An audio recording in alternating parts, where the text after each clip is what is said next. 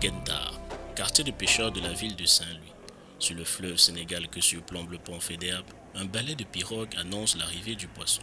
Dès leur accostage, les embarcations sont prises d'assaut par des dockers qui s'attellent à remplir les camions frigorifiques devant approvisionner les régions du Sénégal, de la Mauritanie, de la Gambie ou encore du Mali. Le reste de la prise de pêche est négocié par des femmes qui ont fait de la transformation des ressources halieutiques une activité génératrice de revenus. Classé en 2015, deuxième port maritime au Sénégal par l'Agence nationale de la statistique et de la démographie, avec une mise à terre de 71 000 tonnes, le débarcadère de Ngendar est un centre économique de la ville de Saint-Louis. La pêche, activité essentielle, n'est que le reflet d'un héritage ancestral qui remonte à une période bien lointaine, à celle de la découverte en 1659 de l'île de Ndar par le colon français Louis Collier. La pêche est partie du fleuve et c'est à partir de Saint-Louis que cette pêche a été transformée et amenée à la mer. Et c'est les Saint-Louisiens qui ont quitté Saint-Louis, les pêcheurs de Saint-Louis, pour aller le long de la côte, partout, apprendre aux autres la pêche. On a trouvé si on prend l'exemple de l'Ompoule, on a trouvé des peuls qui étaient dans l'élevage, on les a formés à la pêche. À Kayar, on a trouvé des cultivateurs, des maraîchers, on les a formés à la pêche. À Mbour, la même chose, jusqu'en dehors du territoire sénégalais. Si vous allez en Sierra Leone, Guinée-Conakry, pas tous les pêcheurs saint-louisiens ont été. C'était pour former ces gens-là. L'indépendance, en 1963, c'est ici qu'on a pris des pêcheurs de Gendar avec passeport diplomatique pour les amener au Dahomey, apprendre au Dahomey à pêcher. Ici, à Gendar, qu'on a pris des pêcheurs pour aller apprendre. Donc cette expertise-là n'existe que dans ce quartier et n'est orientée que dans la pêche. La langue de Barbarie, bande de terre sur laquelle se situe le village des marins, en danger de disparition sous l'action des vagues, les Gendariens sont confrontés à une nouvelle épreuve depuis le début de l'année 2016, l'exploitation du gaz. La compagnie pétrolière américaine Cosmos Energy fait l'annonce de la découverte du plus grand gisement de gaz naturel au large de l'Afrique de l'Ouest. Un filon de 25 milliards de pieds cubes, soit 450 milliards de mètres cubes à exploiter, et qui se situe à 125 km au large des côtes saint-louisiennes. Pour Dakar, une manne tombée du ciel en cette période de crise financière internationale. Pour les pêcheurs de la langue de Barbarie, les 7 plaies d'Égypte continuent de s'abattre sur leur quotidien, déjà difficile. Si maintenant on commence l'exploitation de ce gaz, là où ils ont dit qu'ils vont installer leur base, nous n'aurons plus la possibilité de traverser pour aller en Mauritanie. Si on prend le large aussi, là où on a découvert le gaz, ils disent que c'est au large. C'est vrai, au large, mais ça, c'était l'avenir de la pêche. Parce que de plus en plus, les espèces se font rares. Il n'y a plus que les espèces en profondeur qui devaient constituer le réservoir pour le futur et pour les futures générations.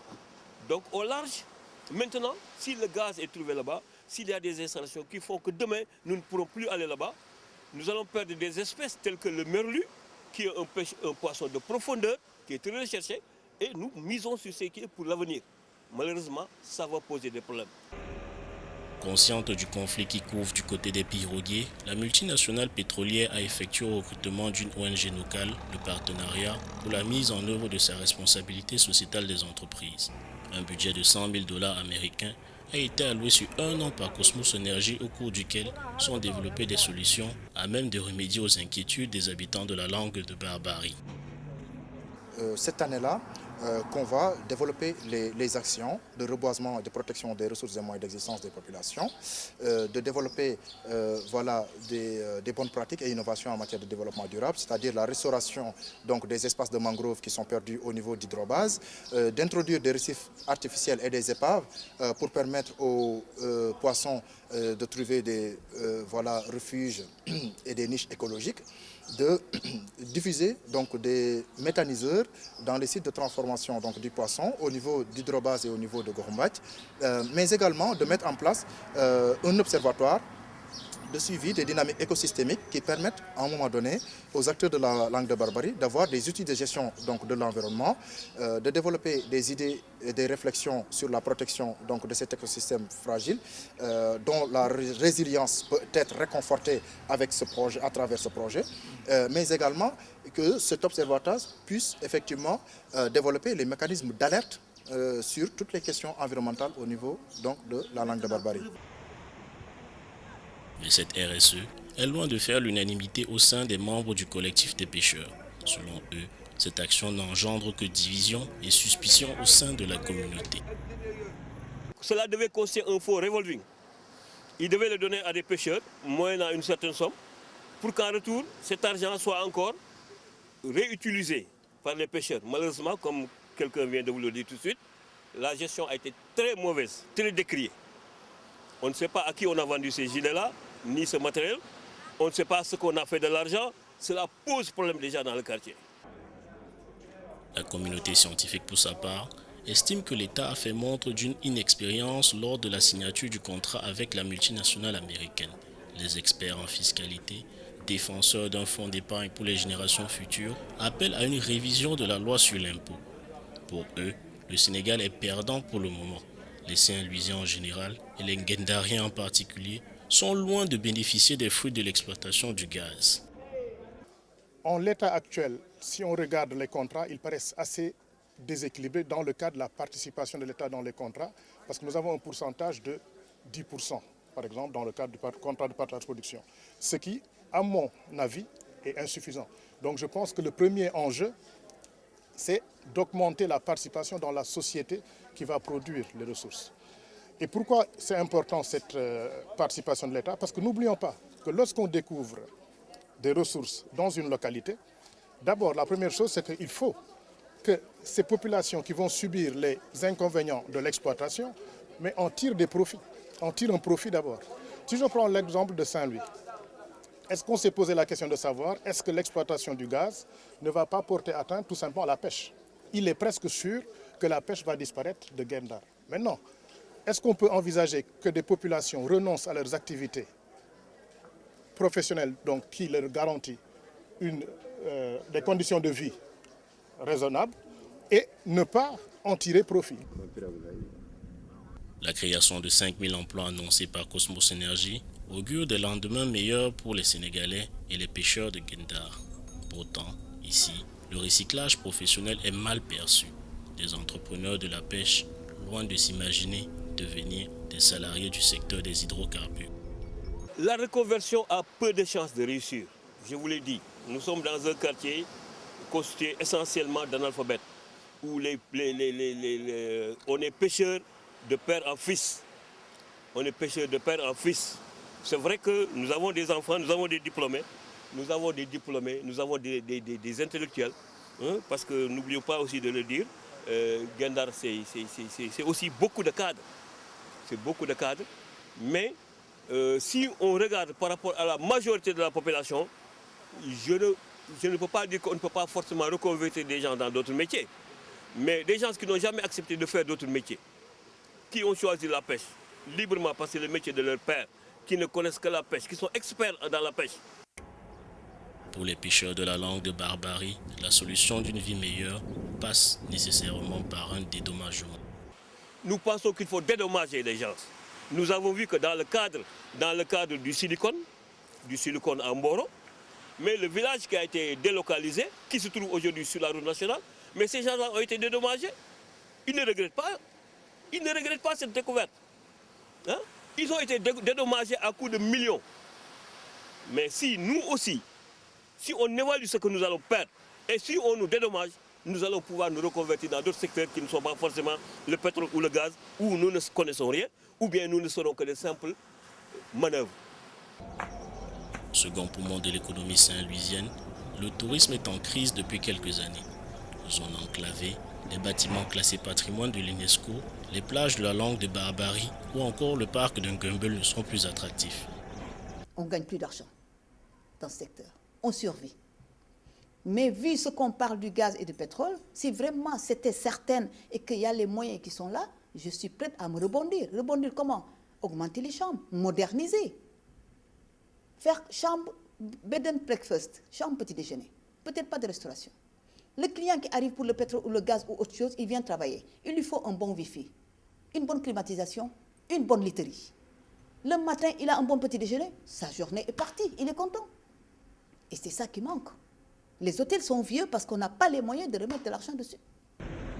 Les autorités, dans l'attente de l'étude de l'impact environnemental, la société Cosmos Énergie n'ayant pas accédé à notre demande d'interview pour la réalisation de ce document, la bonne information s'avère être un enjeu dès lors. Une information susceptible de booster les investissements ou d'être la cause d'un crash boursier pour la multinationale, mais aussi un facteur déclencheur de conflits au sein de la ville et pourquoi pas avec l'État partenaire au projet de la Grande Tortue, la Mauritanie.